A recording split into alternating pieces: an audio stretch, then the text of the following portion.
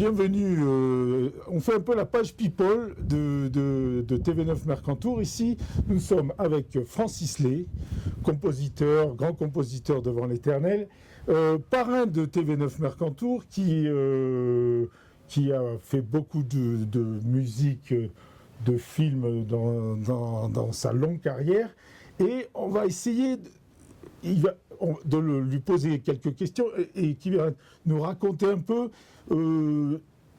toute cette longue carrière. Alors, on commence par le début. Bon, déjà, Francis, c'est un Niçart, et donc un pur niçois. Ouais. Voilà, un pur niçois. Donc, toi, t'es d'où? De Saint-Pierre-de-Féric? Je suis de la Corniche des Oliviers. Corniche des Oliviers, mes parents étaient horticulteurs fleuristes. Et donc, bon, c'était leur métier. Et moi, très jeune, c'est-à-dire que j'avais à peu près 5 ou 6 ans, la passion de la musique est arrivée par l'intermédiaire d'un de mes cousins qui était un virtuose et qui m'a donné le goût de la musique. Et c'est lui, l'accordéon à l'époque n'était pas admis au conservatoire, donc il a fallu que je prenne des cours particuliers, et j'ai eu la chance justement d'avoir ce fameux cousin qui était un précurseur il faisait du jazz à l'accordéon déjà à l'époque, et c'était un précurseur de Galliano et de toute cette nouvelle génération qui fait fureur actuellement, qui joue avec tous les plus grands jazzmen du monde. Et j'étais ébloui par le talent de ce cousin. Donc j'ai eu envie d'apprendre cet instrument. Et pendant une dizaine d'années, donc j'ai appris le solfège, l'harmonie, et puis bien sûr la technique de l'accordéon. Ouais. Et ensuite, jusqu'au jour où j'ai pu... il faisait les balles, il faisait les casinos, il faisait sur la côte. Il écumait un tout petit peu tous les casinos de la côte avec un groupe qu'il avait, qui était assez... Alors il allait où? Il allait au Mécart, ça existait déjà C'était surtout les casinos, le casino à Cannes, un peu tous les casinos Saint-Raphaël, tout ça, que j'ai fait après. Ouais. Je le remplaçais, à vrai dire, quand lui avait d'autres choses à faire. Eh bien, j'avais réussi à prendre un tout petit peu sa place. J'étais pas à son niveau, mais paraît-il que à cette époque-là, je faisais l'affaire. Voilà. Oui, on n'en doute pas trop. Donc toi, tu as démarré avec le piano à bretelles, tu es allé faire tous les casinos, jouer de la musique. Absolument. Jusqu'au jour où je suis parti avec un groupe à Marseille, et dans un cabaret alors qui s'appelait le Dorador. Et là, tous les soirs, il y avait des changements de spectacles, il y avait des programmes avec des chanteurs, des chanteuses, des danseurs, des spectacles, des véritables spectacles. Et en tant que musicien, on accompagnait tous ces spectacles. Et j'avais été obligé donc d'apprendre d'autres instruments, donc j'ai appris la contrebasse, j'ai appris un peu les percussions et tout ça, pour pouvoir, parce que dans un groupe de 4 ou 5 musiciens... Oui, des fois il y en a un qui... on est obligé de... être polyvalent. Oui, complètement polyvalent. Et là, il y avait une chanteuse qui est passée un soir, et qui chantait des chansons de Léo Ferré, et des chansons de Mouloudji, des chansons... qui m'avait emballé. Moi, je me régalais avec l'accordéon d'accompagner ces gens-là et d'accompagner cette chanteuse. Et à la fin de son programme, elle me dit « Écoute, ta façon d'accompagner me plaît beaucoup. Si un jour j'ai un nom à Paris, j'aimerais bien que tu deviennes mon accompagnateur. » Et comment elle s'appelle? Cette chanteuse s'appelle Claude Goati. Malheureusement, elle nous a quittés il n'y a pas très longtemps. Et... donc c'est vrai que 3 ans ou 4 ans après, j'étais dans un cabaret, je reçois un télégramme en me disant voilà, ça marche très fort pour moi à Paris, veux-tu venir pour m'accompagner pour mes tournées? Et quel âge tu avais à l'époque? Je devais avoir 24 dans ces eaux-là, 24 ans, 23-24 ans. Et à l'époque, ces cabarets à Marseille, ils appartenaient c'était le Guérini plus ou moins, non? Absolument, c'était la même équipe, c'était pas Guérini, c'était Blément, mais c'était la même époque. D'accord. La même époque. Après, en là, plus, j'étais protégé. Ouais. J'étais très protégé parce qu'ils adoraient l'accordéon. Des fois, ils me gardaient tout seul. Ils me gardaient jusqu'à 5h, 6h du matin. Ouais. Ah, mais tu restes avec nous, tu nous fais de la musique, etc. etc. Ouais. Et puis, et puis j'ai passé de très, très, très bons moments là-bas. Et puis, bon, voilà. Donc, la fatalité a voulu que cette chanteuse habitait sur la butte de Montmartre. Et la butte de Montmartre, à l'époque, c'était vraiment l'endroit où tous les artistes, les chanteurs, les musiciens se réunissaient. Il y avait un endroit avec un immense piano à queue. Et tous les soirs, on faisait de la musique et il y avait des auteurs. Et là, j'ai eu la chance, on m'a présenté un auteur qui s'appelait Bernard Dimet, et avec qui j'ai commencé à écrire des chansons. Et tout est parti de là. En fin de compte, tout est parti de cette rencontre avec Dimet, puisqu'on a commencé à écrire des chansons. On a écrit d'abord pour Claude Goati, et ensuite, on est allé on a écrit pour Gréco, on a la chance d'avoir fait des chansons pour Bontemps, pour tous ces gens qui passaient sur la baie de Montmartre. Ah oui, donc ça m'a ouvert, ça m'a ouvert les portes de la composition de chansons. Et Lelouch a écrit un film qui s'appelle Hasard ou coïncidence. C'est tout à fait ça. C'est exactement ça, parce que figure-toi qu'à un certain moment, il y avait Piaf qui cherchait une première partie pour son spectacle, et elle voulait absolument Mouloudji. Et nous, avec Dimet, on avait écrit pratiquement tout le répertoire de Mouloudji. Et un soir, elle est venue sur la butte de Montmartre pour écouter Mouloudji, et à la fin du spectacle, elle a dit écoutez, amenez toute l'équipe, on va chez moi, on va terminer la soirée chez moi. Et j'ai rencontré Piaf ce soir-là. Et là, donc ça a été la deuxième grande rencontre, puisque on lui avait joué quelques chansons, on avait fait un bestiaire de Paris, et avec Dimet, on lui a joué ça, et en partant, elle me dit, vous savez, j'aimerais bien que vous soyez mon deuxième accordéoniste, parce que le premier c'était Bonnel, qu'elle avait depuis toujours, donc elle ne voulait pas se séparer de là. Mais elle m'a dit, j'aimerais que vous deveniez mon deuxième accordéoniste et que vous m'écriviez des chansons. Tu te rends compte de la chance, le rêve, l'un des rêves qui commençait à se réaliser. C'est sûr. Et voilà, donc j'ai commencé à écrire des chansons pour Piaf. Et puis on continue la butte Montmartre. Tu veux que je continue encore oui, vas-y. Alors, parce que moi j'ai l'itinéraire d'un enfant gâté, on va dire. Plus que ça. D'un musicien gâté. Donc, je te dis, le soir, il y avait toujours des musiciens, des auteurs. Et un soir, il y avait Pierre Barrault qui était de passage et qui était venu nous voir. J'ai oublié, j'étais rentré dans un orchestre de Michel Magne, qui était un compositeur de musique de film, qui a fait toutes les Angéliques. Angélique, Marquise des Anges, tout ça, oui. Donc il avait fait toutes les musiques de ces films-là. Et Barrault était venu voir le spectacle. Et en partant, il me dit, mais il est venu dans les coulisses et il dit, vous savez que vous accompagnez de mes chansons, Goati chante une de mes chansons qui s'appelle Mimi Fleur Bleue. Et j'ai dit à Barrault, mais c'est une de mes chansons préférées. Et elle me dit, ce serait sympa qu'on écrive quelques chansons ensemble. Et on a commencé à écrire des chansons ensemble, dont La bicyclette. Et que Montand a chanté.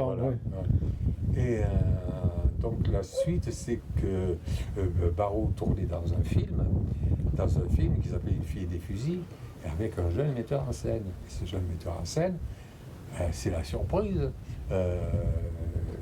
Barrault me dit, écoute, il faut que tu viennes voir un jour sur le tournage, tu vas voir un personnage absolument affolant. Il est incroyable, il tourne avec la caméra sur les épaules, c'est un personnage qu'il faut absolument que tu vois. Et on est allé là-bas, il me présente, il me dit, c'était Claude Lelouch. Alors, deuxième hasard et grande coïncidence, parce qu'à la fin, il a voulu écouter ce que on faisait avec Barrault, et il y avait une chanson qu'il aimait beaucoup. Il a dit, vous ne pouvez pas me la garder, cette chanson, pour vos prochains films. Et avec Barreau, elle était heureux comme un pape, bien sûr que oui. Et cette chanson s'appelle L'amour est bien plus fort que nous. Et il me dit, en partant, est-ce que ça vous amuserait d'écrire toute la musique du film? Alors j'ai dit à Lelouch, je lui dis, vous savez, c'est une autre vue de la musique, c'est carrément autre chose. C'est la première fois que tu faisais ça. Ça n'a plus rien à voir avec la chanson, c'est un autre univers. Il me dit, oui, mais c'est justement ça que je veux. Je veux que les chansons s'incorporent dans mon histoire. Et alors j'ai dit, bon, mais je veux bien essayer. Et donc j'ai essayé, j'ai commencé à travailler pendant une quinzaine de jours. Il m'avait raconté le film, le film. Et puis je lui ai essayé de lui raconter un tout petit peu ce que j'avais trouvé en lui jouant. Et il me dit, j'ai pas encore ce que je veux c'est pas ça que je voudrais je voudrais un fil rouge. Et je lui dis, mais écoutez, j'ai encore un thème à vous montrer, parce que j'ai pas tout à fait fini. Et je lui montre, il a arrêté tout, il me dit, voilà, c'est le thème du film. Et tout est parti de là. Et là, bon, alors après, tu as eu